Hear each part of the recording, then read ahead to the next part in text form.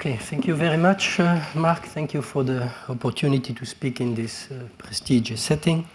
So, I will talk about work done in collaboration with Hernan Gonzalez, Patricio Salgado, Kevin Nguyen, and Romain Ruzziconi, but also Blaža Oblak, which was not on these papers, but on when we were studying the coadjoint representation of BMS4 we set in place many of the things that we had used later. Okay, so I was asked to give a pedagogical introduction to geometric actions. In order to do so, I will start with the better known case of effective actions, and then I will try to show you what are the differences when you study these so-called geometric actions. I will spend a bit of time on doing the Dirac analysis of these systems, mostly because it can be done in all detail, and it's an extremely nice application. So I will run through that argument, then I will review how you can write effective actions or geometric actions in the case of three-dimensional gravity.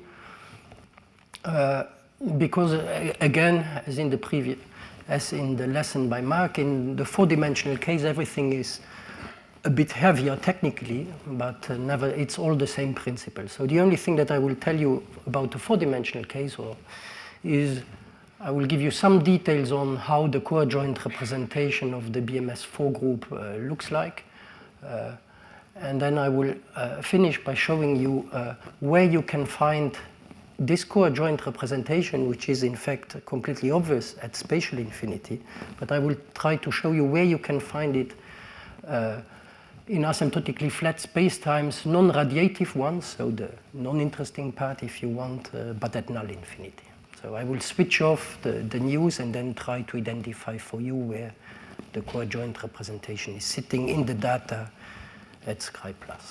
So please don't hesitate to interrupt me at any stage, because it's much more fun.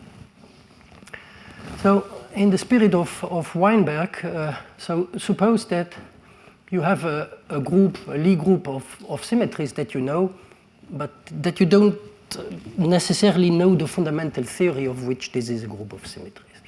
Then what you would like to study or to construct is a model that you can quantize, and that has this group of symmetries as a global symmetry group. Because if you can do that, so if you have an action, and if you have this as a global symmetry group, you can work out the current algebras, the Noether charges, and also if you have an action, you can quantize it, and then already study lots of implications of the group in that setting without knowing more than the group itself.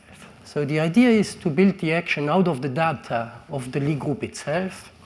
And the classical example that people use in particle physics is this so-called effective action, where you take d mu g minus 1 squared.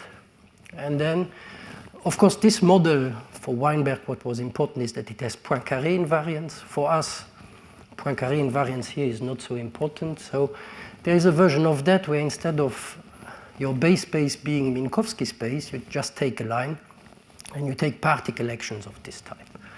So they have also been studied a lot, but the point I want to make here is that obviously this kind of models have the global symmetry group you want by construction, because as you can see from this formulation, if you do a multiplication from the right by an element that does not depend on space-time or on t, it's obviously a symmetry of the theory, because the action is written entirely in terms of this Maurer-Cartan form, dg g minus 1. And if this HR does not depend on t or on x, it just drops out in this construction, so the symmetry is manifest. There is a quite useful exercise that you can do if you really want to work a bit more in more details with this kind of theories, which is to express everything that you know about Lie groups or Lie algebras in local coordinates. So you pick some Euler angles, but the point is that the coordinates that you are picking are arbitrary, and you want to know how to write this action in an arbitrary parametrization, if you want. So you take your favorite book on Lie groups or on Lie algebras. Since I'm in France here, I will say my favorite book is Choquet-Bruat, the part on Lie groups and Lie algebras. And then you take all the abstract formulas and you translate them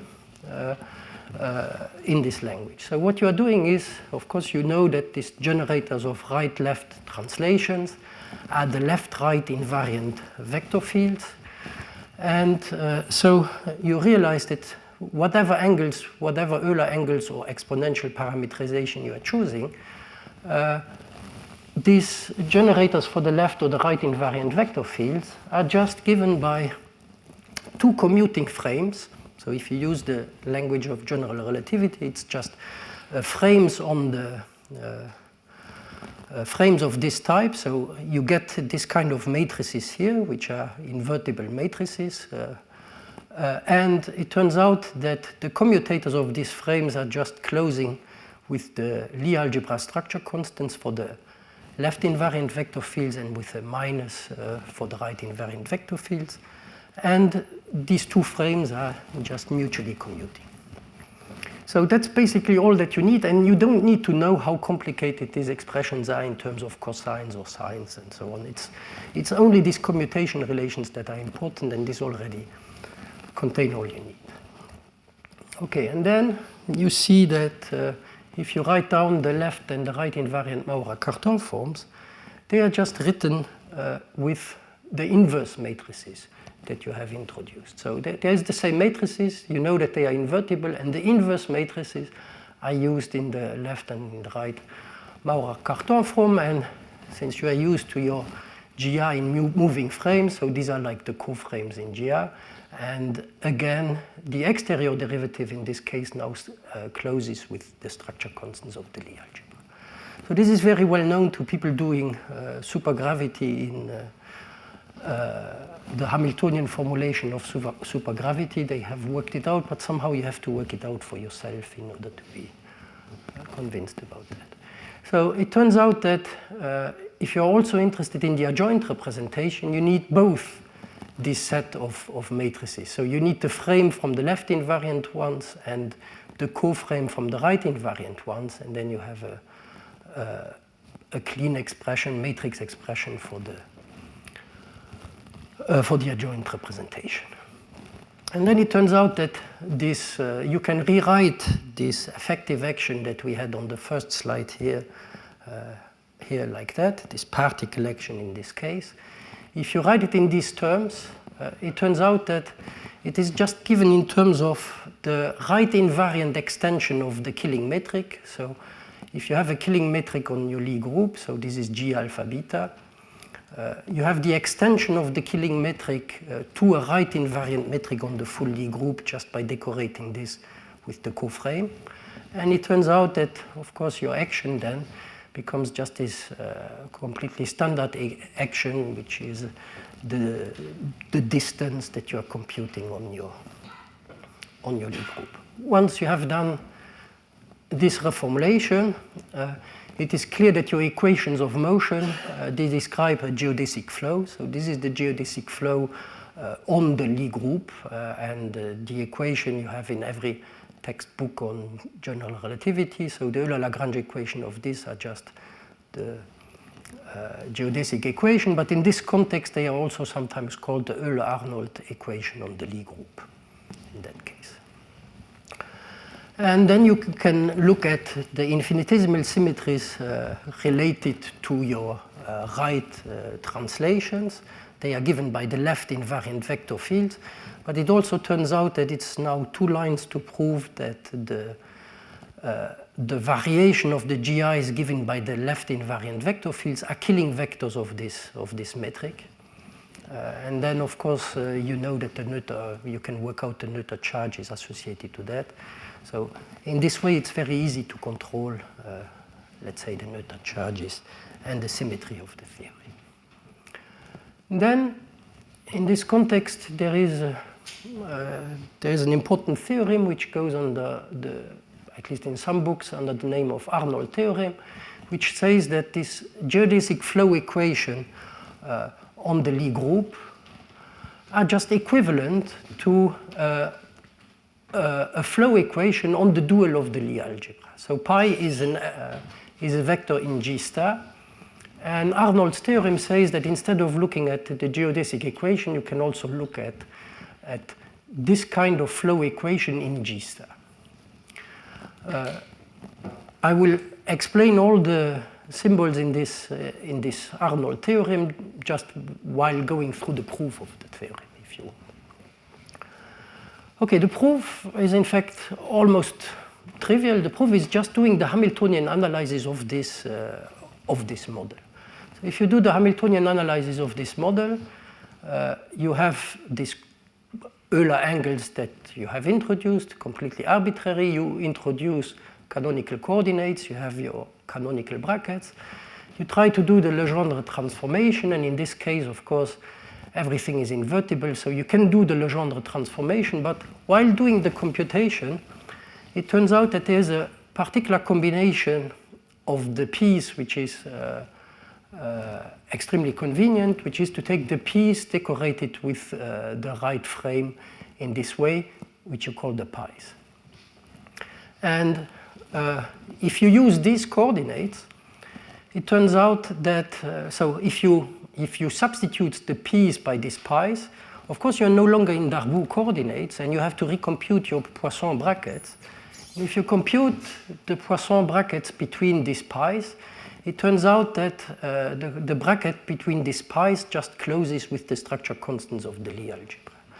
And this is in the mathematics literature, it's a very well-known Poisson bracket that exists on any G star. It's called Lie Poisson bracket, or sometimes Kirillov, Costan, Souriau in France bracket, and it exists for all G star. It's just taking, so it's not a bracket that has constants on the right-hand side, but it is linear in the pi's in the following way.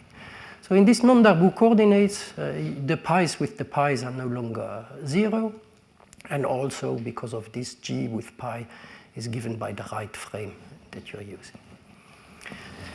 And then you complete, so instead of doing the standard work, you work with these pi's, and then you write the associated first order action that you get when you do the Legendre transformation. Of course, you no longer have the q dot p term, but this q dot p is a bit more complicated because this is the p in the pi variables.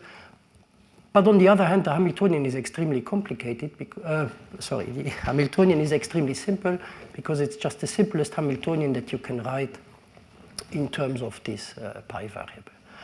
And if you then write the Hamiltonian equations of motion, the equations for the pi is precisely this Arnold flow on G star. And of course, the equations of motions for the G's are just equivalent to the definition of the momenta, so they don't in this invertible case, they do not really contain additional information. Okay, of course, in this literature, let me just profit from this to say that you can do much more interesting things. So you can take more general Hamiltonians than this one, which is built out of the Killing metric. In this context, they are called inertia operators, and this is, for instance, the way you do the theory of the Euler top, or things like that. So, for instance, in this book, if you take more interesting groups, which are not just these finite-dimensional groups, but more this diffeomorphism group or this Virasoro group that we are interested in, so they have listed all the equations of mathematical physics, or some equations of mathematical physics, where this Euler equation is known. So it's the KdV equation, it's some fluid equation with this STIF group. So that's kind of an interesting subject on its own. I'm not going to talk about that. I'm also not going to talk about the second thing. Let me just point it out because it can be interesting for other purposes. So in this book, they also tell you that there is a second compatible Poisson bracket besides this pi with pi's, which are f with pi's. You have another Poisson bracket where where the right-hand side, instead of using a dynamical pi, you use a fixed coadjoint vector on the right-hand side. And then out of this, they are doing B-Hamiltonian integrable systems, and it can be interesting for some purposes in this context. So that's just, let's say, a teaser to make it interesting, but I'm not going to talk about that. Let me make a very small digression also on a model which is of the same type but a bit more complicated because it is related to other types of symmetries in gravity, these so-called hidden symmetries in gravity. So there is also gauge models in this context where you have a Killing metric, and the example that I learned from Bernard Julia and from Marc is the SL2A over SO2, so it's the simplest example.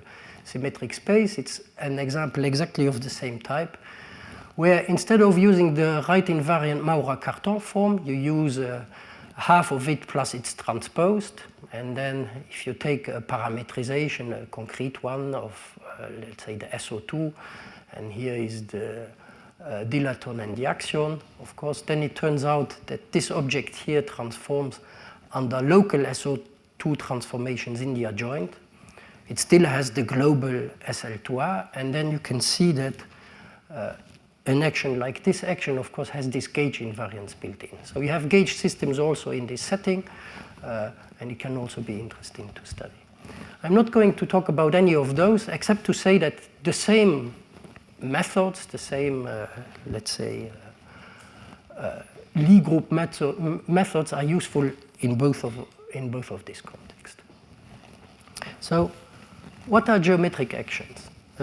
So geometric actions are the answer to the question of what to do if you don't have a Killing metric. So everything that I've told you about until now heavily depended on having a Killing metric to build this kind of actions. So if you don't have a Killing metric, you would still like, just out of the Lie algebra data, build an action which has these global symmetries built in.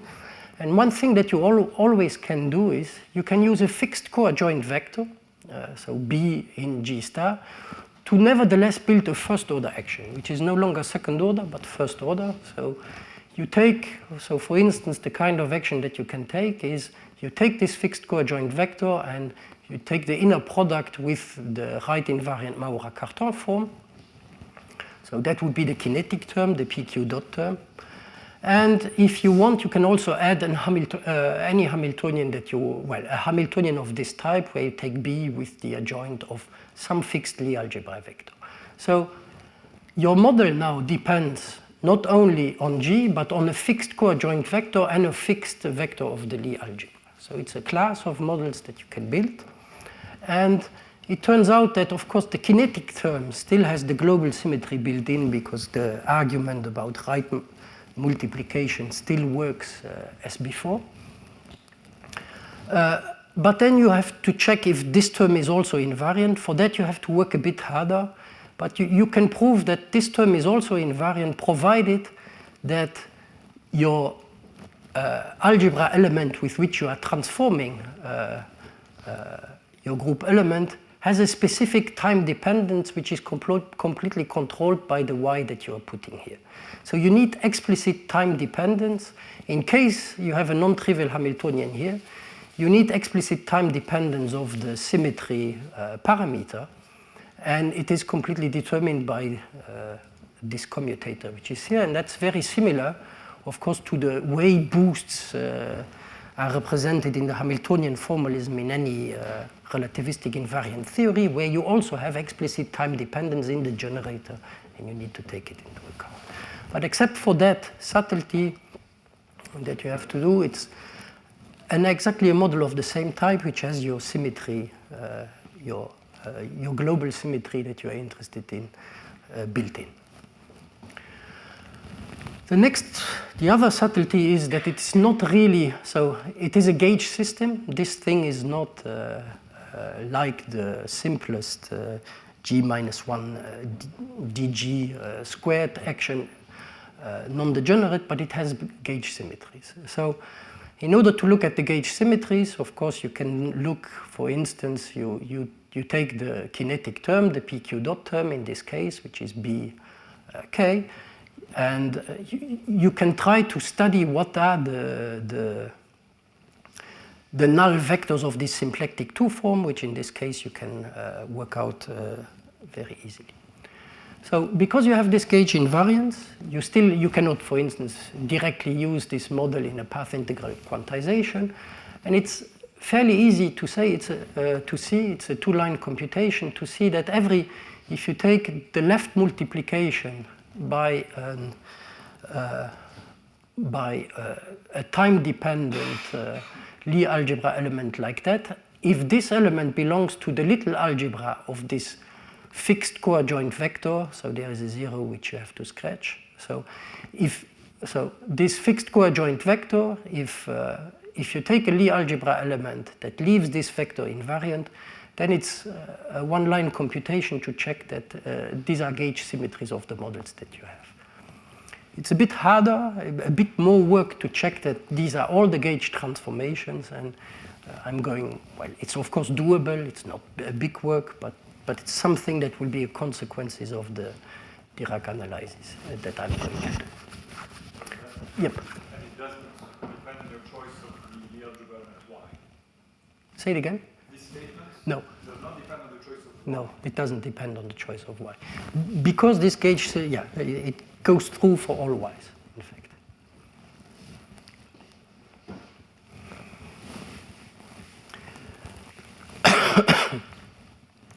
So then you might wonder, how many models should I study? Because these models depend on all these external parameters, a fixed coadjoint vector and a fixed Lie algebra vector. And it's, again, a small exercise to see that if you study a model whose B differs, whose B is related to your original B by a coadjoint transformation, so lies in the same orbit than the B that you are starting with, or if your Y lies in the same conjugacy class than the initial Y, then the models with these different B's and Y's are related to the model with the original B and Y through a field redefinition. Okay. And of course, so there is a field redefinition which allows you to go from models with these external vectors or covectors to the ones with the old ones. And what this means is that since you know that models which differ by field redefinitions, at least in perturbation theory, they are equivalent, equations of motions are equivalent, solutions are equivalent, and also perturbative quantization is the same. So you know these models are in principle quantum mechanically equivalent. So you only need to study models. You only need to really choose one representative per partition of G star and G into coadjoint orbits or conjugacy classes to have qualitatively different models that you should study. Okay, so that's what you should do. And of course, for the groups we are interested in, such as the Virasoro group or things like that, so this is how, if you want, this is one way how you can see that the classification of coadjoint orbits or of conjugacy classes is also important from this point of view. Yes? Sorry, about this statement of one representative needed per partition. The statement you wrote about the action here, that S of B prime Y prime is equal to S of B Y. Yes. Holds provided you transform both B and Y with the same... No, you can do it completely independently. You see, this is supposed to be an H. I'm sorry for the clunky notation. This is an H and this is a K, and it's completely independent. It's completely independent.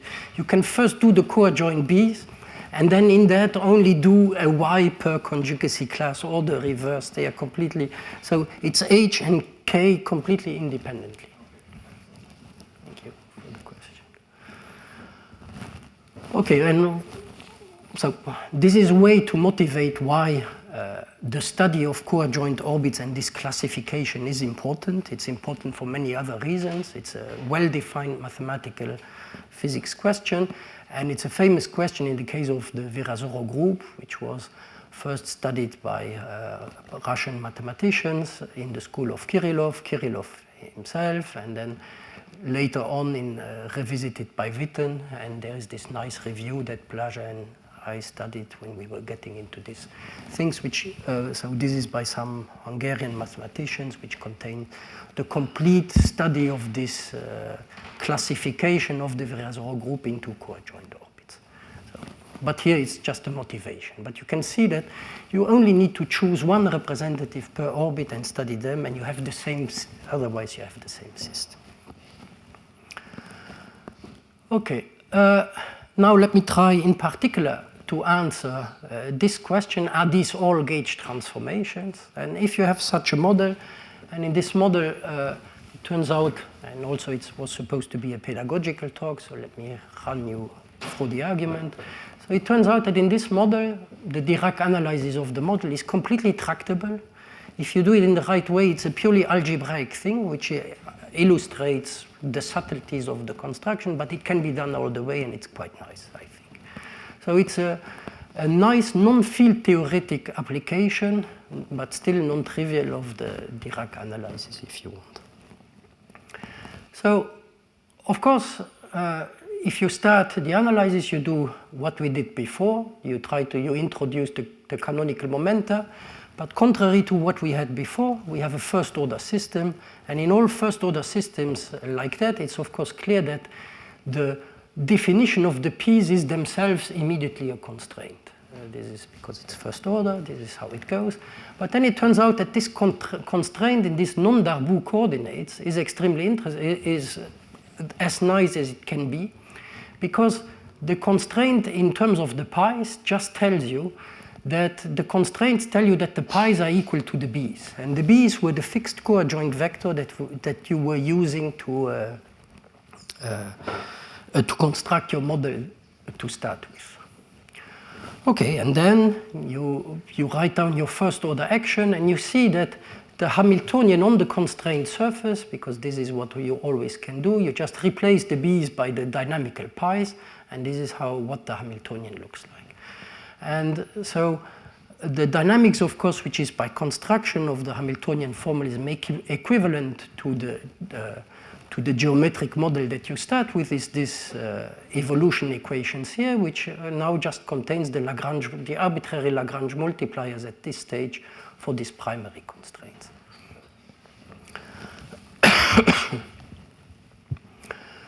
So, of course, the Noether charges go as they usually do in the Hamiltonian formalism, and now you have a Poisson realization of the Noether charges, if you want. And then you have to ask the question, are there secondary constraints? But the question of the secondary constraint is basically if you look at the expression for the pi's, so you have to ask for these constraints to be conserved in time, but up to the b's, this is just the evolution equation for the pi's themselves. So you see that your question about secondary constraint just becomes this question here about, so it boils down just basically to this question here. Since there is no more canonical variables in this condition that comes out of the preservation of the constraints, you know that there will be no secondary constraints, but all that is left to discuss is which ones are first class and which ones are second class. Okay, that's the only thing that is left to be discussed. And you see that the nature of what is first and second class, so the important quantity here is the b's contracted with the f's, which give rise to an antisymmetric matrix C alpha beta. And so you see that all that you need to decide which ones are second class and which ones are first class is you have to discuss the general solution to this equation. And the easy way to do that is, of course, in this case, once you fix your model, the structure constants are fixed. Once you fix your B, this matrix is fixed. So you can find a complete set of null vectors of the C alpha beta. And it is clear that the general solution here will be just this null related to these null vectors of the C alpha beta. If you want to do it a bit more systematically, you introduce an adapted basis of these null vectors and the complementary set. you make it your usual relations that you have. So you just adapt, if you want, your Lie algebra basis to the null vectors. The first indices are the directions of the null vectors, and the other ones are the complementary variables. And then it turns out that just by construction, in this adapted basis, once you have a small Latin index, it means that the C with this small Latin index is 0. This, if you have a small Latin index here, this is to be 0 because you know that the little algebra forms a subalgebra, so you just translate everything into this basis. And the important thing is that if you have two indices of this antisymmetric matrix in the complementary set, since they are not null vectors, this matrix here is invertible, and that's what you are going to need in the construction. So this matrix here is invertible, and the general solution to this equation in this adapted basis says that the UA's are arbitrary and the U capital A's are set to 0. Okay. So, in this adapted basis, it's then completely clear that the phi A's are first class and the phi capital A's are all second class. So that's how your analysis goes. So, and then the only thing left to do, if you are motivated, and in this case, I'm motivated to do it because it can be done without having to use a 1 over delta or a transverse Laplacian or something like that. So it's algebraic and not more complicated in that. So the only thing that you have to do is to compute the Dirac brackets, and so there is a shortcut to computing Dirac brackets, which you can also find, of course, in Marc's book, which is to take your expression that you have and to solve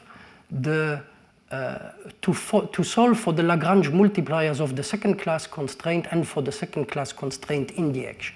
If you are going to do that, there is a theorem which tells you that the kinetic term will be invertible, and the inverse of the kinetic term determines the Dirac brackets of the theory. Okay?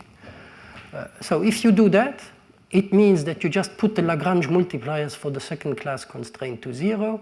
It means that you replace everywhere the pi's with, in the complementary set by their BAs. You write down the action, which is exactly what you had before, just with this substitution. You look at the kinetic term, which is here. You compute its exterior derivative, and you try to invert it. And then it becomes an exercise in trying to invert a 2-by-2 matrix where you have to put the right ingredients. So you compute this two form in this case. So you still have the G's, all the G's, but you have only the pi's associated with the first class constraint. You compute the two form, which is very easy, and you try to invert it, and you use in an essential way, of course, that you know that this object here is invertible, and then you find this object here, and you realize that your Dirac, so your Kirillov-Koston bracket between the first class, the pi's associated to first class constraints are unchanged. This is also unchanged, but then the only thing that changes is that now the G's with the G's are no longer 0, but the Dirac bracket of the G's with the G's just use this kind of combination. Okay, what does that mean? So let's take this example of the diffeomorphism group.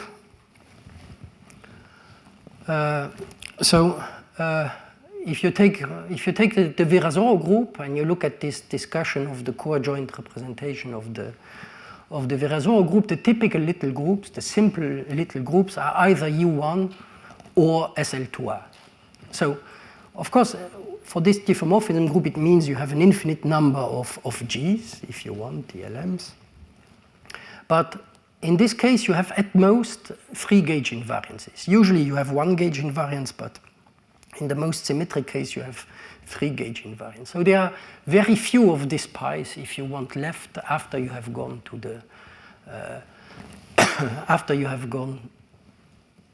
to to the Dirac analysis. And usually in this case, all of this, if you take U1, all of this is not really essential, but in these character formulas that Blaja has studied a lot, it just means that this first mode is just absent that you have when you... so instead of having a sum over all the LMs, the 1 over 0 is absent because it is related to this first class constraint that still remains, if you want. Okay, that's just a parenthesis. But of course, this depends very much on the group that you are studying. Right. Okay, so that's the, yes? Sorry, about the Dirac bracket between G, J, and GK. So that means if I now have functions on the group manifold, they're going to have a Poisson bracket. Yes. Or a Dirac bracket. Yes. What will it be in the case of the other top, if I take S of 3? I have not done the computation. One should check, of course. Not all of these components are non-zero, right? I mean, because of the mixing between large indices and small, you know, large mathematics indices, probably lots of these are actually zero. No, okay. I think if you are available later, we can sit down, and then this is something we can solve in. It's easily solvable. Well, it would be good to take. Yeah, it's. I have not worked it out, so I cannot answer you directly. But indeed, it should be. Well, it will depend, of course, what B you are taking. Huh? Yeah, but for S of 3, you don't have much choice. Yeah, of course. You take any fixed vector of. Yeah. Okay. It can be easily answered, but I'm. So this is how it goes in general. Okay, there is a model which is even better than all of these models. It's not yet the best model, but it's better than these models, which is the following model. You forget about this fixed B, and you just drop all the constraints. So you write down the model that you have, and you forget that there were this constraint. So this is now a model which depends on G and on pi.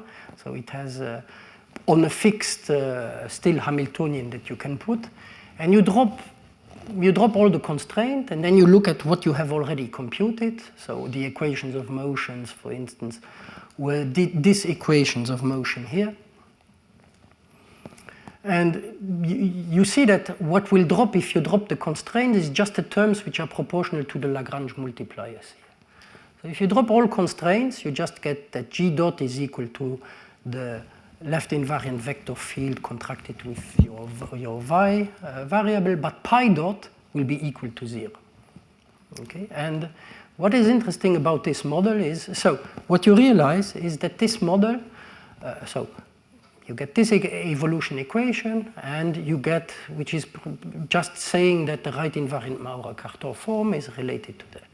So you see that suddenly you have the double number of conserved charges, because all the pi's in this model are themselves conserved. Okay, so you have the q's that you had before, but you also have the pi's.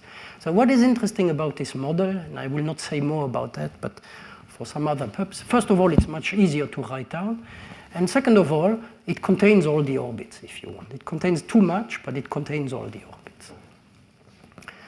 And if you want to get back to the previous analysis, and this is how mathematicians would do the analysis, is that you see, since these are very simple conserved charges, you can study what happens on the level sets of, since they are conserved. You can say what happens if I choose pi is equal to some conserved B.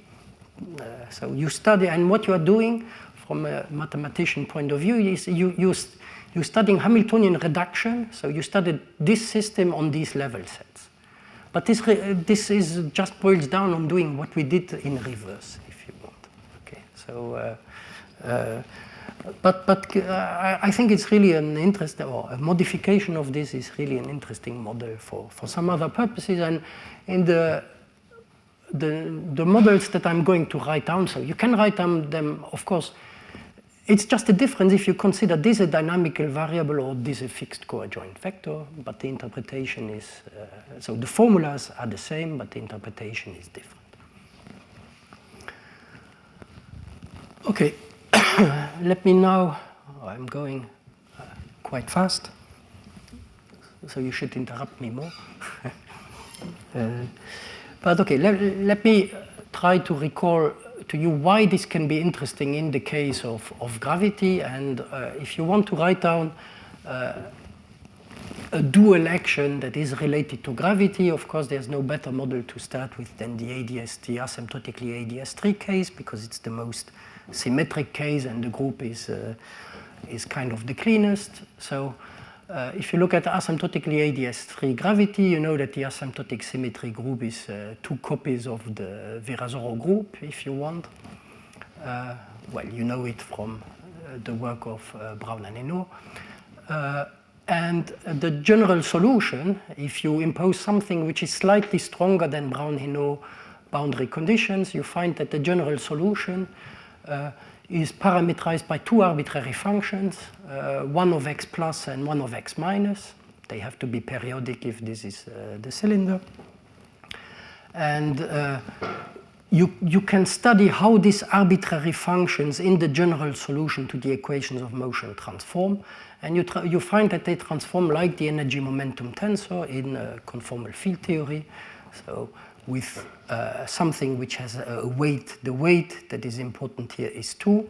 But then, because this is embedded in these 3 dimensions, you also have this Schwarzian derivative term here, which appears on the right-hand side. So this is how the residual 3-dimensional gauge, 3-dimensional diffeomorphism act on these arbitrary functions in the general solution. If you are interested in a value for the central charge which is here, you have to do the charge analysis because you need a normalization. So you have to do the Brown-Henneaux analysis to realize that in this case, at least if you take pure gravity, the value of the central charge is 3L over 2G. Okay, let me nevertheless try to do this in steps in terms of the coadjoint representation. So if you start with the diffeomorphism group,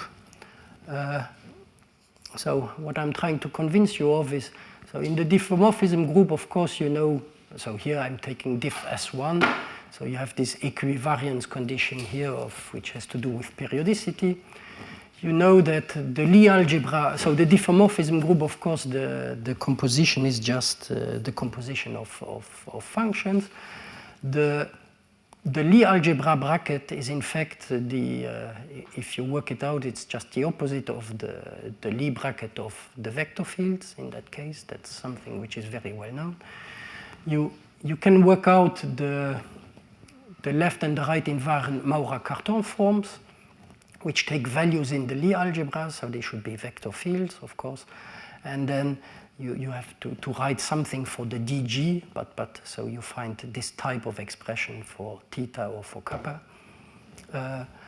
You can work out the adjoint action of the group on the algebra, and you find that the right power, so what you will see is the important information here is this weight -1, which is the power of this f -1 derivative, or if you do the infinitesimal version, there's always the drag term, but then there is the -1 which are sitting here. If you work out from first principles the coadjoint representation, you find that it is given by quadratic differentials. So diff S1 star is given by this kind of quadratic differentials. And one way of seeing this is that if you want if you want this inner product to be diffeomorphism itself, diffeomorphism invariant itself, you only can stay with 1 d phi if you want, if you do the transformation. So you see that the B's has a d phi squared, but the Xi has a d over d phi, so you stay just with an integral. And that's why this is kind of a good inner product. And by the way, this is also how you can recognize the charges. So if the charge is pair off, the charges usually pair off under an integral, an element from the symmetry algebra with something else, and this something else is then always the coadjoint vector, if you want. So that's why you can recognize in the charges the coadjoint vector. And it has to transform. If you have such an expression, this object has to transform in the right way. And so what I'm saying is you realize that the coadjoint representation for the diffeomorphism group, there is the drag term, but the weight that you have here is this 2. That's what you need.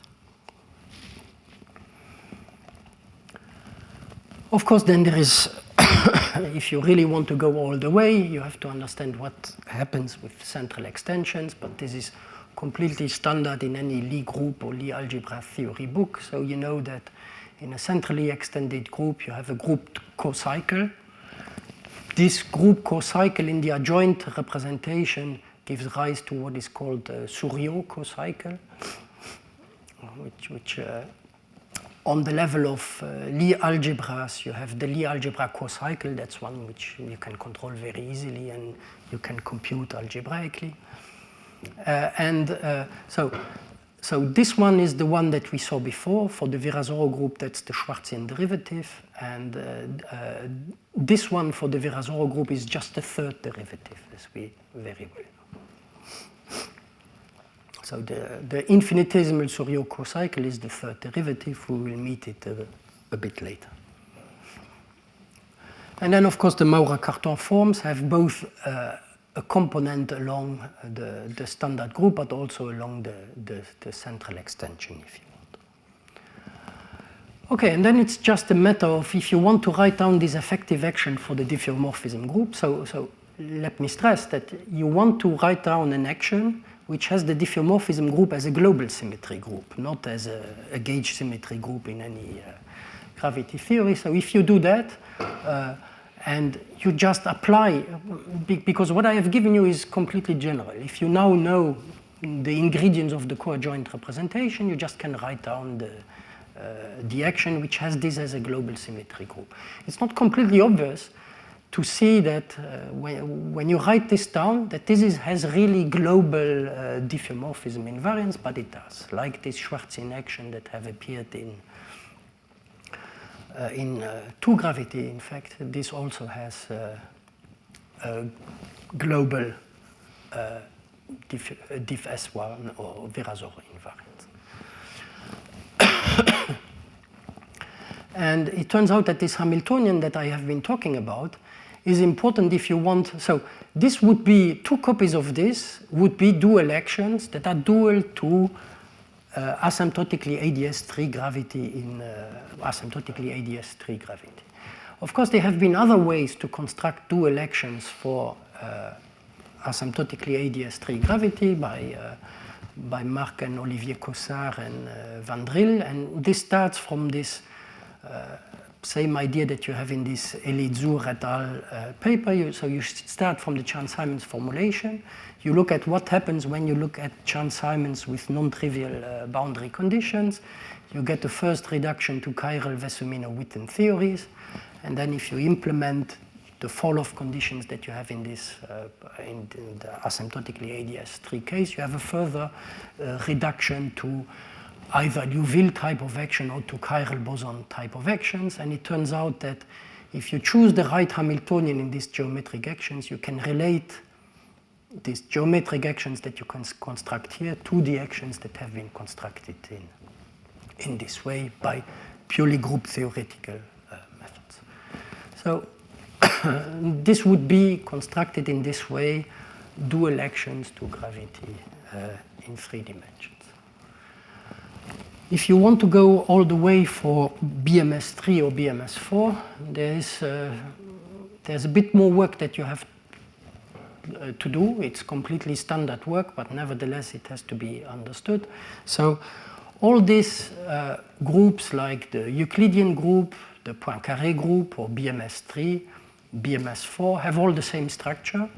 So they have a non-abelian part, which generically I will call a rotation. And then they are semi-direct product with an abelian ideal, which generically I will call translations. I will not put super or anything, but it applies to all of these cases. And then there is, of course, the action of the non-abelian part of the rotations on the translations. So that's the structure of the group. With that goes the structure of the algebra. So everything is duplicated, of course, in the following way. Where you have to be a bit careful is what happens in the coadjoint representation. So in the dual space, I will call, or with pleasure, we have called this guy's angular momentum, of course, and they can be this generalized angular momenta.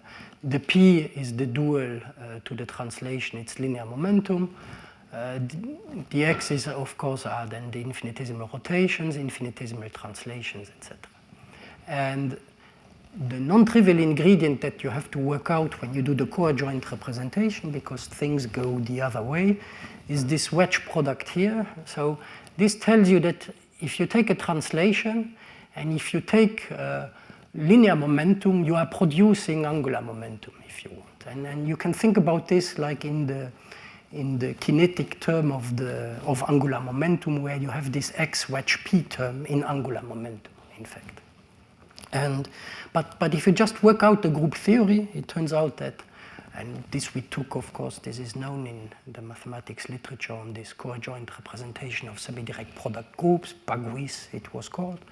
So you have this alpha wedge p, which is extremely important because it contains this piece. So the adjoint representation, of course, you have an expression for the group. Of course, you also have the dual of the action of the rotations on the translations that you always need in this way. But the formula that you have to remember, if you do everything on the infinitesimal level, is that the coadjoint representation has here the dual of the action of the rotations of the p, but then there is this alpha wedge p term here, which is the important term.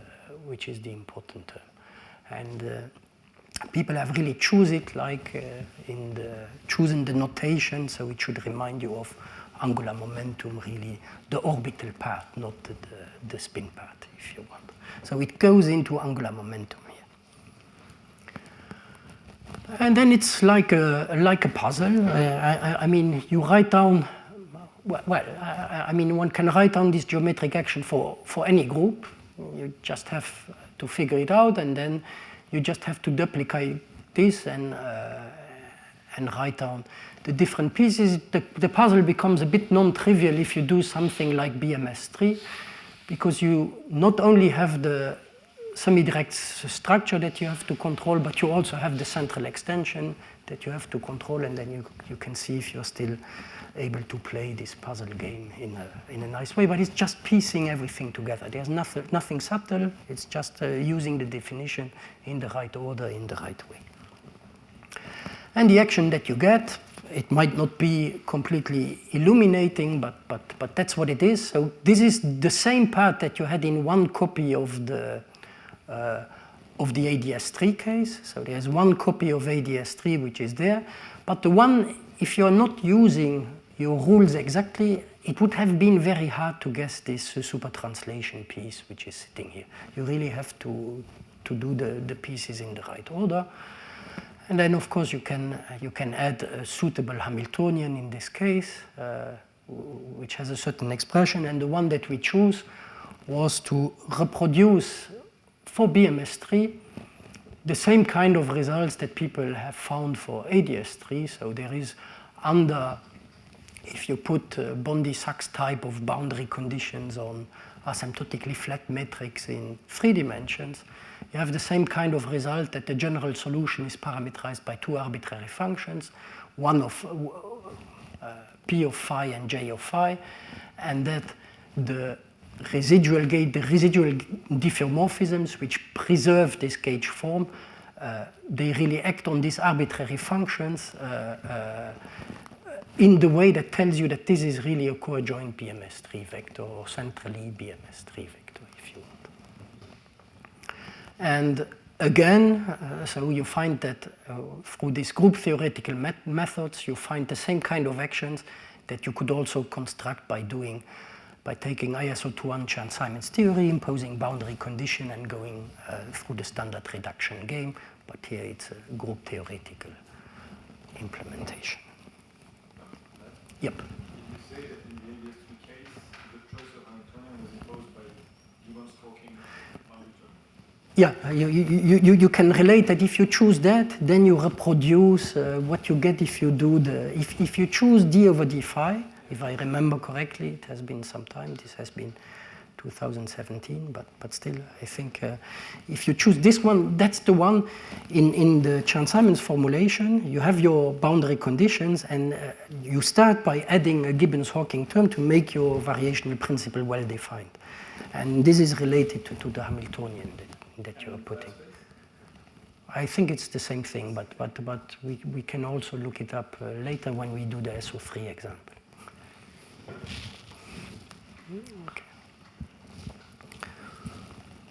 Okay, I need to check. But,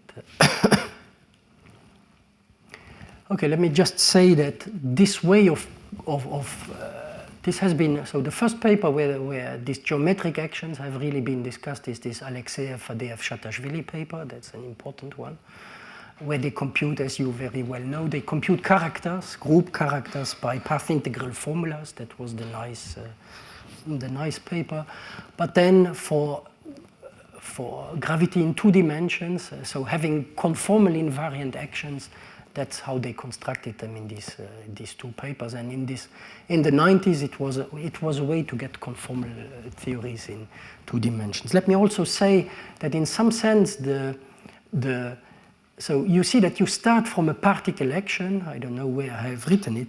You see that really the additional spatial dimension is emergent. It comes from the infinite dimensionality of the Lie group. So it becomes from the inner product integral d phi, this gives you a spatial dimension.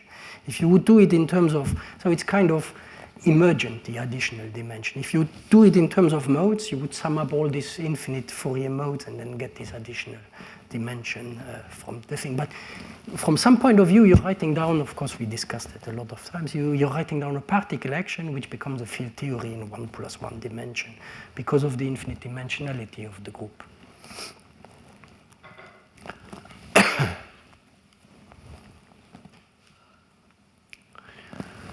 Okay, I have half an hour left, so I will maybe not take the full half an hour. So the short version of the talk is, then I'm just saying what is different for BMS4, how do you do it? Because now that you know the rules of the game, you just have to apply the rules, and the only thing that you need to apply the rules of the game is to know what is the coadjoint representation of BMS4.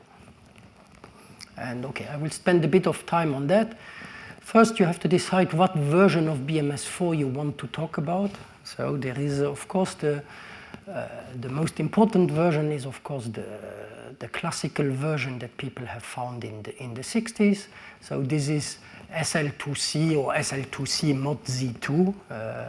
This depends what you're doing.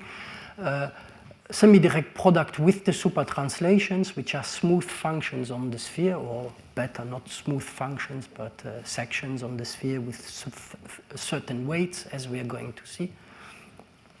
And the Lorentz transformations appear as the globally well-defined conformal killing vectors of S2. So this is how you see, and it's very useful to think about the Lorentz transformations as if you want subalgebras of the diffeomorphism algebras, because this makes all these formulas, you can use the same formulas and just reduce to subalgebras. That makes it quite interesting. Then there is, of course, the version that we have worked on with Cédric, which has found some application in celestial holography, basically because they like all these conformal field theory formulas. We just realized that if you don't take the sphere, but if you take, you do a conformal transformation and you map the sphere to the plane and you put a puncture to the plane so that you can really do, if you want, separate series in Z and Z bar, Laurent series in Z and Z bar, or if you want 2 copies of diff S1. And if you expand your super translation in terms of Laurent series in this, then formulas are in fact easier then, because you don't need to care about what is globally defined on the sphere or not. So for that reason the formulas are easier, but you can do both if you want, you just have to be careful. And then there has been this new version, well, not so new now, already 10 years ago almost, where you have then, where you say that there's this generalized version of BMS where you rather take diff S2 semi-direct product with super translations, but of course you have to work, you have to see if everything works, but at least this has been proposals in the literature.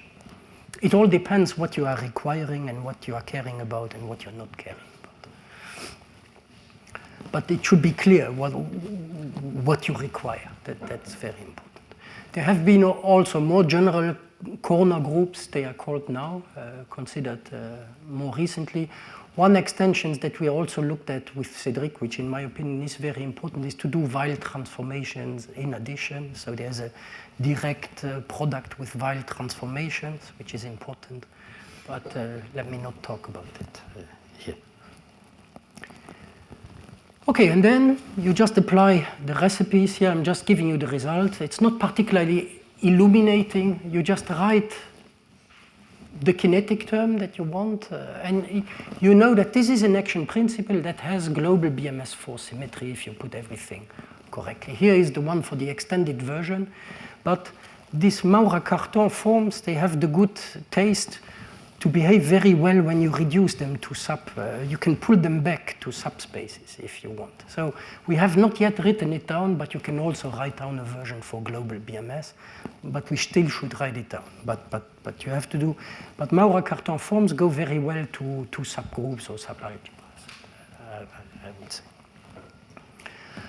Let me just highlight one thing which I found, which we had before, but which is interesting. If you just write down the Constant-Kirillov-Suryaud brackets for, in this case, associated to the dual of BMS4, of extended BMS4, the formulas that you get when you write it down are exactly the formulas that have appeared in the context of celestial holography, if you want, if you do it. So the weights here which were important is really the 3/2 here is a very important weight. There has been some controversy on that, but that's not so important. The J, which are like the rotation parts in this case, have the standard kind of 2, and these are the standard drag terms that you always have. Okay. So this KKS Poisson bracket already contains some of the things that you see in this context. Of course, people have done much more now, but that's one of the things that you just can see from group theory. So the details, the only thing, and I will say a bit more about that, is so you need some technical control on the coadjoint representation of BMS4, and you should decide which version you want. Something that existed in 3 dimensions, because there you can solve everything, that's much harder in 4 dimensions, is to identify, at least at spatial infinity, it's not hard at all. The hard part of the analysis there lies something else. There, the identification of BMS4 just is of BMS4 dual is automatic once you have computed the charges. But at null infinity, that's not the case. You have to do a bit more. So I will finish by just showing you this kind of thing. I will talk maybe about the open questions later. And so let me give you just some ingredients of trying to identify, or of trying to work with BMS4 star. So a unified description that, for instance, works for the sphere and the punctured plane is to think about a 2-dimensional conformally flat surface S. And conformally flat means that you have one factor here, which sits in, so I'm using, like in Penrose and Rindler, this psi and psi bar. It's maybe not the best. People prefer Z and Z bar, but this is what it is in the GR literature. So this is like a stereographic projection, just that you exchange zeta and zeta bar because there's a point about orientation. So psi is zeta bar, if you want. And then you look at a combination of conformal coordinate transformations, so transformations of these variables which are chiral, which are conformal coordinate transformations.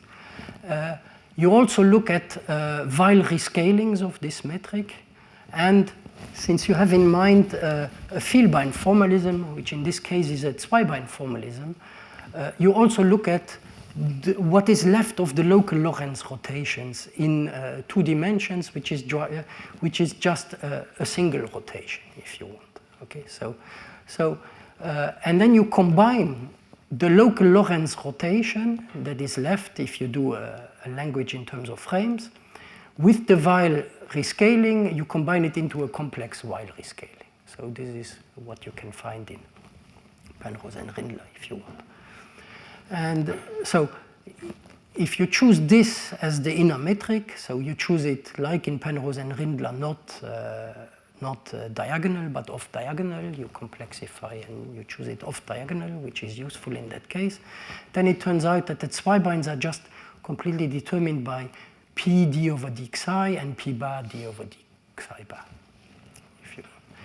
And then you have two kinds, and then it turns out that a combined complex Weil rotation, so a combined transformation is just this kind of transformation. So it induces this transformation on these factors, on these scalar factors P that you have. And then you can choose, and this is also true in the string literature. So in the gravity literature, you should look at this paper, Held, Posadas, and Newman, which is a paper where they talk about the Lorentz group, how the Lorentz group appears from the point of view of the sphere. Or if you want to look at the string theory literature, where of course similar techniques are used, you can look at Docker and Fong, this kind of review. So you can choose one of two languages. Either you talk about conformal fields, so these are fields that have a certain number of indices along so they have space-time indices, and then you just look how they transform under this conformal coordinate transformation. So if all the indices are down, you only have to see how many indices you have of one type and how many indices are of the other type. And this fixes these Jacobian factors which come here. But then, like in vielbein gravity, you can always turn your world line indices into tangent space indices and only work in terms of scalars. If you only work in terms of scalars, you trade this transformation laws for something which tells you, which contains this Weil weights, this W, and which tells you how it transforms under Weil transformation or under local rotations.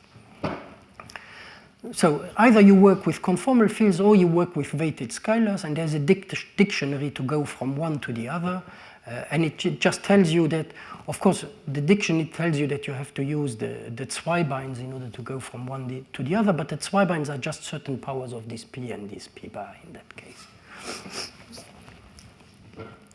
So there's this interpolation map, and both languages are actually useful. Sometimes it depends what you want to describe. Some formulas are easier in that, but of course scalars are also interesting instead of tensors. So mostly in GR, you are using the spin and boost weighted or conformal scalars, but mostly in conformal field theory, you are going to use the other ones. In principle, since you are doing Weil derivatives, you would also need a Weil connection. If you want everything to be Weil invariant, it would be great to have a Weil connection, but it turns out that in the weights that we are interested in, and there is an interesting remark on that I have not completely understood why it is the case, but for certain weights, the Weil connection drops out and you get away with the covariant derivative on the sphere. For certain powers of derivatives, it's not important to put the Weil connection, only the covariant derivative on the sphere is important.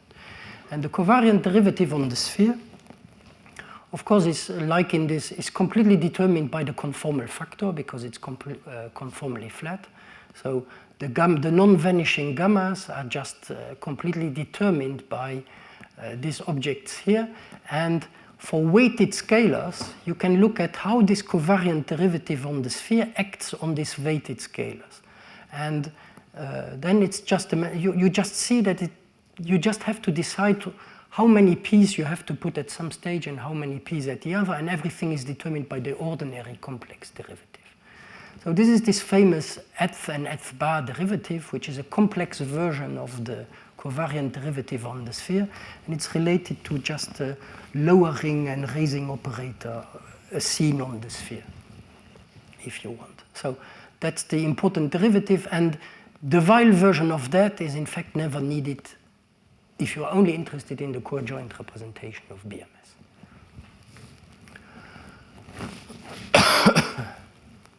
So what do you need for BMS in this case? So it turns out that the BMS algebra, so the super translation is given by a field or a scalar of weights -1/2, -1/2. That's the important data here on the sphere.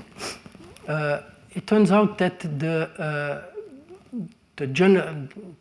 generator of superrotations or of rotations, in the case you are just doing a Lorentz transformation, is given by a field which has this dimension, but it has to be a chiral field. So if you want eth bar of this y needs to be 0. So here it would be the Weyl derivative, but if you compute the Weyl derivative with something with this weights, it's just the ordinary derivative in that case. And then it turns out, so this is what you have for the super translations. It's given in terms of these kind of fields. For the dual fields that you need in order to do the coadjoint representation, it turns out that you need linear momentum. In this case, needs to have weights 3/2, 3/2. That's the important weights. And angular momentum in this case has 1 and 2, but remember that you have put a differential condition on the generator for the transformation, and then if you think that these objects have to pair off, it turns out that if you put a differential condition on the Lie algebra element, in the dual of the algebra, you have to identify these objects up to derivatives, if you want, because you can integrate by parts on the sphere. So if you have a condition on one, angular momentum will be equivalence classes of these fields up to d of something. That's how it goes in that case. Okay, and that's the ingredients that you need to control the BMS4. So the algebra that maybe you have already seen with Marc in, I don't know if it was the same language or not. So the algebra, just the Lorentz part or the superrotation part, will just be a bracket that is a subalgebra of the diffeomorphism algebra, if you want, which is just with this eth operator here. So that's how the Lorentz transformations appear. And how they act, how the Lorentz transformations act on the super translation is completely determined. So there's the usual drag term, and it's completely determined by this -1/2 weight, which is here. And in fact, it turns out, and this is in this Held, Newman, and Posadas paper, it turns out that how Lorentz transformations act on any of these spin-weighted and boost-weighted or conformally weighted scalars is just through this representation. So all of these fields form a representation of the Lorentz algebra, if you want.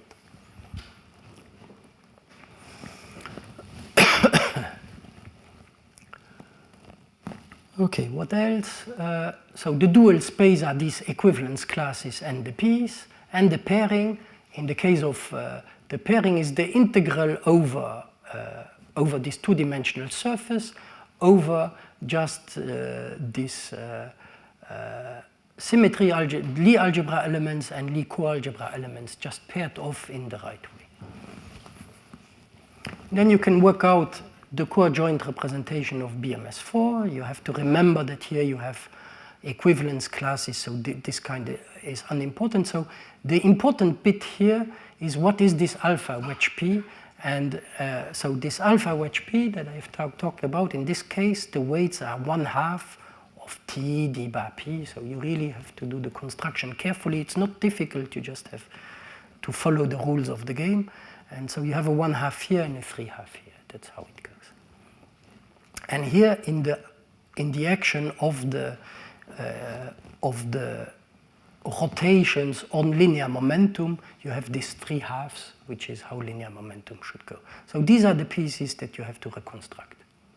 And that's the only work to be done. And then if you're really interested on how this looks at concretely, you have to go to the sphere. So as I said, Xi is just the complex conjugate to stereographic projection in this case. And then if you write the metric on the sphere in terms of the stereographic coordinates, this has this characteristic form of 1 plus Xi bar. So that's the conformal factor that you work out when you go from the metric in the coordinates on the sphere into stereographic projection. You have this conformally flat factor that you have. The only globally well-defined chiral coordinate transformation that you have on the sphere are these Möbius transformations that are here. So this is how the Lorentz group appears from the point of view of the sphere. It's complex, but then if you put the reality conditions, you have exactly your 6 generators that you need. And if you want your chiral coordinate transformation to really keep the metric on the sphere invariant, you need to do a compensating Weil transformations, because the boosts, you can see that the rotations do nothing, but the boosts are really conformal killing vectors, if you want. So you have to do a compensating Weil transformation to put it back, and this determines this factor here of the Weil transformation, and also this factor, this local Lorentz rotation that you have to do. And then on the sphere, you just write the non-degenerate pairing in these coordinates, and it turns out that the pairing only pairs, that's an interesting thing, it only pairs fields of the same spin weight. The boost weight is fixed, kind of, but only of the same spin weight in this inner product. There is even something finer, which I can talk about, which might play a role for some other things. It also pairs only, so you can also introduce an additional number, which is standard angular momentum, J, and it also only pairs, the integral on the sphere only pairs objects here which have the same J, as I'm going to talk about. So, which might be, I'm not sure, it might be related to parity conditions, but it could be, it could contain something else in this pairing. Okay, let me not speculate more and just give you the formulas for the adjoint representation of the group, the coadjoint representation of the group, and if you write them down in terms of conformal fields, you find the same weights that people have discussed in celestial holography. So these weights have become quite standard, but here they're just from the point of view of group theory. As I already said in many other talks, suppose like for the Virasoro algebra that you really want to get structure constants and work the numbers out, really have expansions, bases, and have f alpha beta gammas with numbers, then you have to decide what is the analog of the expansion in terms of Fourier modes on the sphere. And this is also very well developed. You have to work with, in this case, because all these objects have this spin weights, you have to work with spin-weighted spherical harmonics, which are a decoration of spherical harmonics adapted to these objects. And these are the bases in which you have, these are the complete set of functions that you should use to expand your objects in. And if you're going, well, so you have to learn them from one of these references.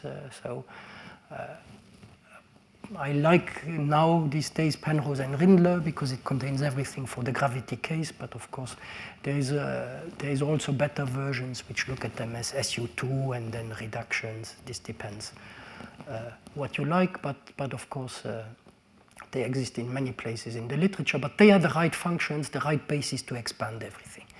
If you expand both the dual and the Lie algebra, so if you have these infinite dimensional spaces, it's always important to so sometimes you want expansions in which the dual and the object itself have the same size, and not one is much bigger than the other.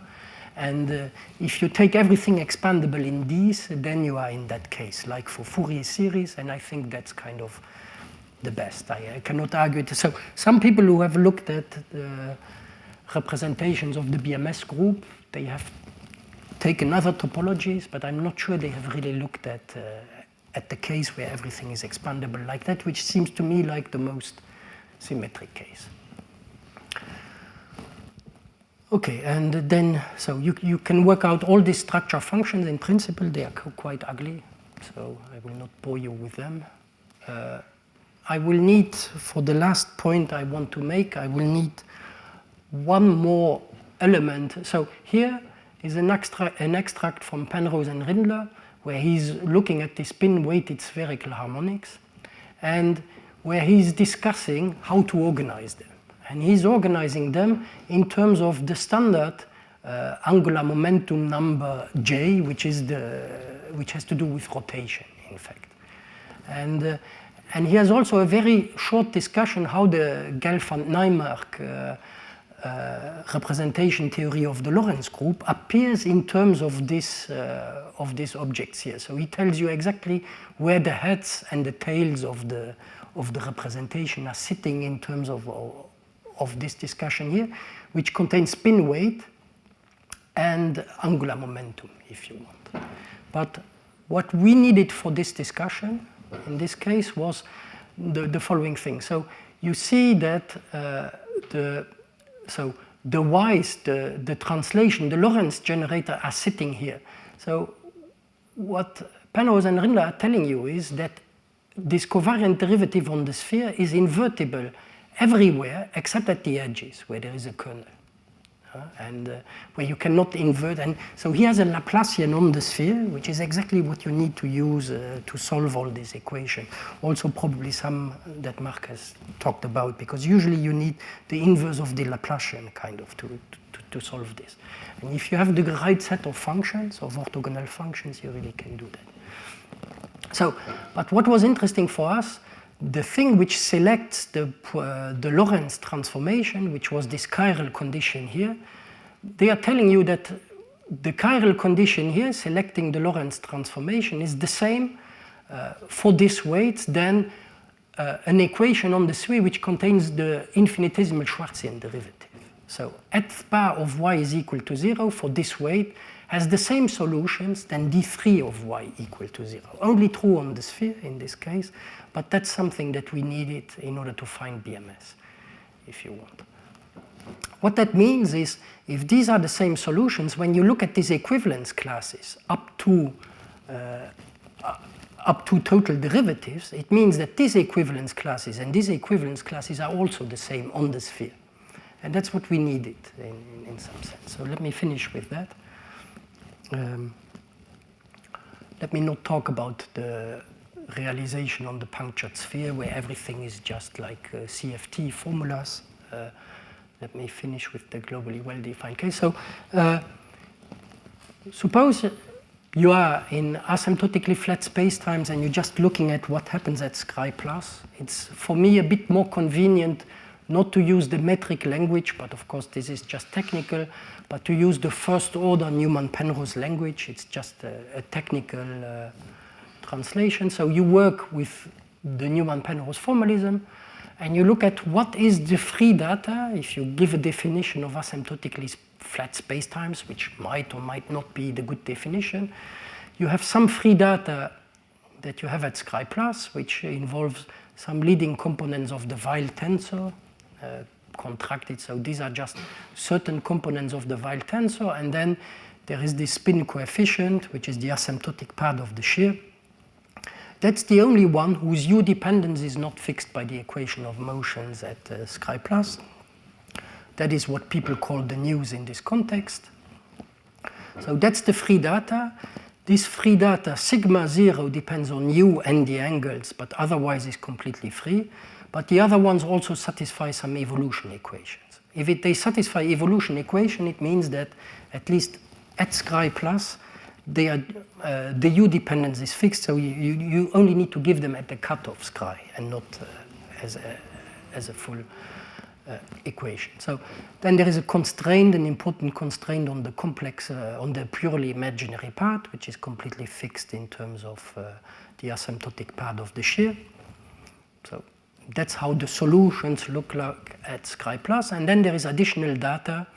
If you really want a full solution and not only look at what happens at Scri+, you have to say what goes in, if you want. In A, oops, what did I do?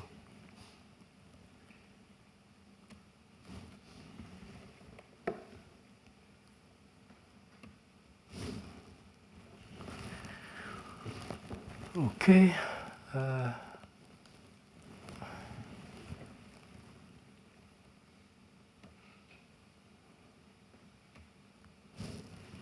good. Oh. So this is not nice. Let me try once more. Okay, it's a bit better. So that's the additional data that, so you have to give the subleading part of another component of the Weil tensor, psi 0, up to lower powers than r minus 5. In fact, the whole organization in the Newman-Penrose is slightly better than in the BMS case, because somehow everything is better adapted to null infinity, but the philosophy is exactly the same than the BMS setup. Then you look at, exactly like we did in 3 dimensions, so you look at how these objects transform under the BMS group, under the residual diffeomorphisms that you have, and you begin to see certain weights, certain transformation laws. So psi 02 begins to look like very much like you would like for the linear momentum. But it turns out that if you have news and you want to do this charge construction, it turns out that you never can close this algebra. So what Marc was talking about, acting with one generator on the current of the other one, and then, like in the Hamiltonian, when you can do it, and then you get the current or the charge or the generator for the commutator up to trivial stuff. This never works completely out, and it's always broken by this, by terms which are proportional to the news. So I should say that the first ones who have done this kind of systematically were probably Walt and Zupas.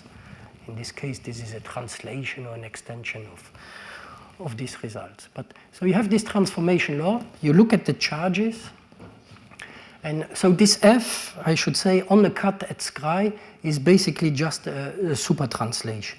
So F here is a super translation, and this just tells you how it is extended of Scry. So this is the explicit T dependence, if you want, in the Lorentz transformations that you have in the boosts also. And in fact, they really are in the boost because this is the conformal factor in a way.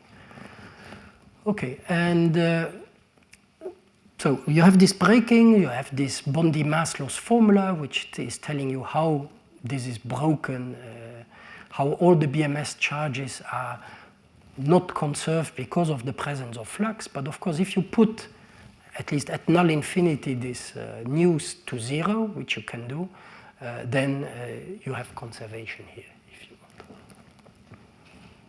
want. Okay, so non-radiative spacetimes is when you put at null infinity, is when you switch off this U, you don't have any more super rotations in that case, because they don't preserve this condition, so you need to do something more. And if you now compare with, so your solution space, your non-radiative solution space carries a representation of BMS, but you would like to identify the combinations which are just the coadjoint vectors, which transform like the coadjoint vectors. And you look at what happens at the charges. So if you build these charges, you see that they have, so you look at the time component, or at least the retarded time component, and you see that there is this piece here. This piece is, in fact, related to outgoing radiation, so it's quadratic, it has to do with gravitons, but if you make the computation for the Kerr black hole, the mass of the Kerr black hole comes from this piece here, and this is, if you want, kind of the contribution from radiation. And here you have also this linear piece, but then these quadratic pieces, which have to do with angular momentum because they pair off with that. They are not switched off. If you put the news to 0, these pieces here still remain. Okay, so if you trust your charges, you would say that supermomentum Bondi mass aspect should be this object here, and angular momentum should be this object here.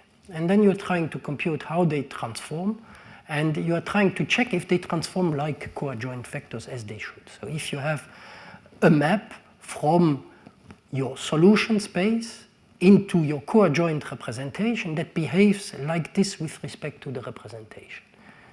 So if you want, if you have a pre-momentum map, it's not a full momentum map, but which has exactly this property. And if you do the computation, it turns out that everything almost works. So you find that for psi 02 plus psi 02 bar, this is exactly what you need. If you look at just psi 01, people have for some time thought that if you just look at psi 01, you have this 1/2 and 3/2 of this alpha wedge p, which is sitting here, only if this term here vanishes. And this particular case where this term here vanishes has been considered in the literature. It has been called the electric case. It is in very early papers where people have put this condition on the asymptotic part of the shear, which can be solved in this case in terms of what Geoffrey has called the supertranslation field, also on the sphere, which transforms very easily under supertranslations, just a linear shift. But it is not needed, and there's no real reason to do that. And the only thing so sometimes this has been taken as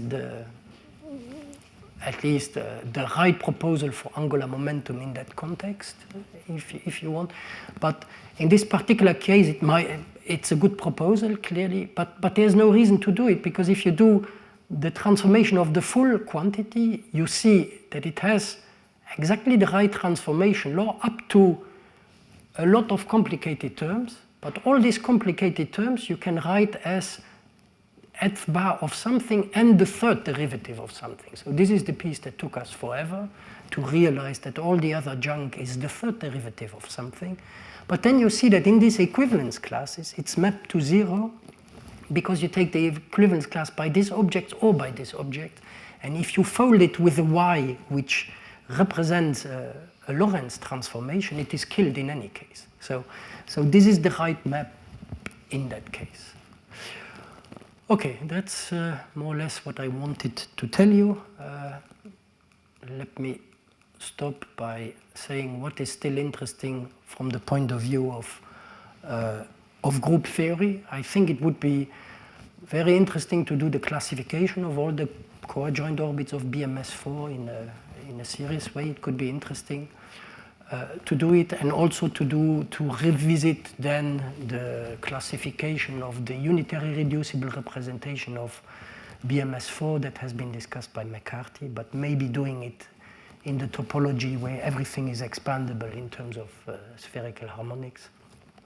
I don't know, have you looked at the classification of BMS4? Because I remember that you looked at the Lorentz group again, for instance, and well, not directly. For the, okay. So I think it's, well, at least from a group theoretical problem, it's a problem that needs to be done, I would say. An interesting question, as always, so the question Marc is talking a lot about is, of course, the matching conditions. So a lot has been solved here, but also an interesting question from null infinity is really to understand the interaction with the radiative degrees of freedom and with the gravitational waves in this context. But so many questions to be studied, I would say. Thank you for your attention.